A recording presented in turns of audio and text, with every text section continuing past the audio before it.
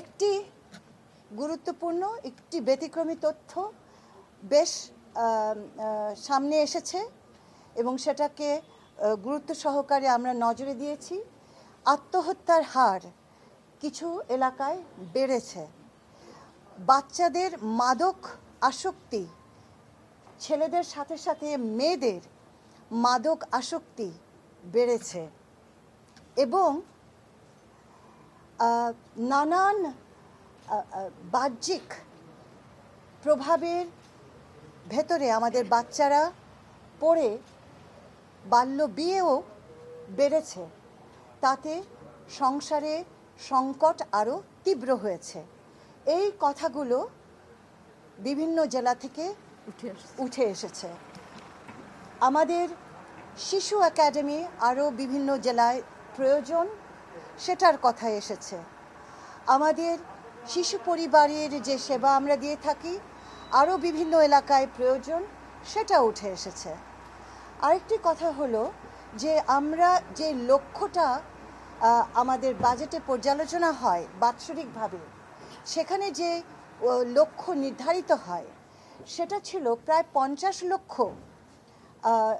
উপকারভোগীকে আমরা সেবা দেব, কিন্তু আমরা পেরেছি মাত্র 18 লক্ষকে দিতে। এটা হচ্ছে মওকার ক্ষেত্রে। আমাদের সমাজ সেবার ক্ষেত্রেও আমাদের যে বাজেটে যে টার্গেটটা করা হয় সেটা কিন্তু আমরা পূর্ণ সেবা দিতে পারি না।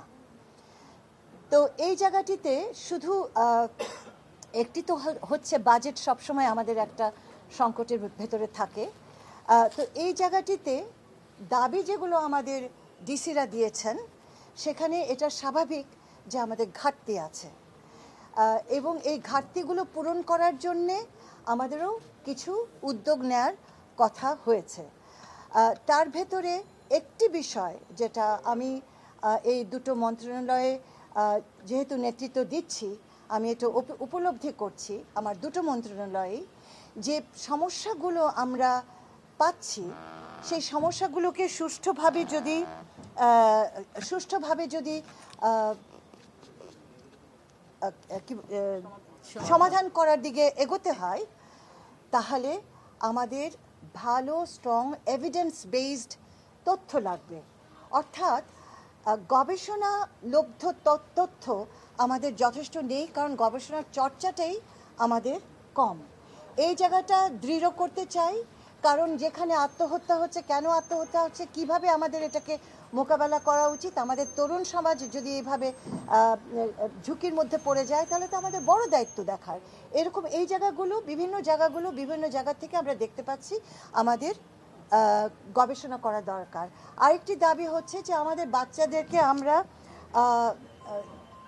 ছোট বয়স থেকে 18 বছর বয়স পর্যন্ত লালন করছি, তারপরে কি শিশু পরিবারগুলোতে, জি তারপরে কি তাদেরকে আমরা রাস্তায় ছেড়ে দেব?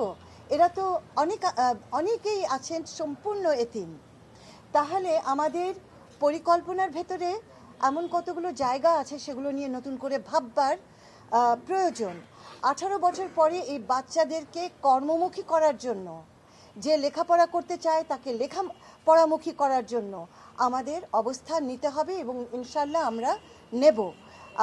এক লাফে সব হয়ে যাবে না, কিন্তু আমরা পলিসি হিসেবে নিঃসন্দেহে নিশ্চিতভাবে পলিসি হিসেবে আমরা এই পরিবর্তনগুলো আনব। কারণ তাদেরকে 18 বছর হয়ে গেছে বলে তো আমরা একটা ঝুঁকির মধ্যে তাদেরকে বের করে দিয়ে ছেড়ে দিতে পারি না। তো তাদেরকে উচ্চশিক্ষায় অথবা স্কিল ডেভেলপমেন্টের জায়গায় তাদেরকে দক্ষ করে আমরা পুনর্বাসন করার জায়গাটায় আরও মনোযোগ দেব।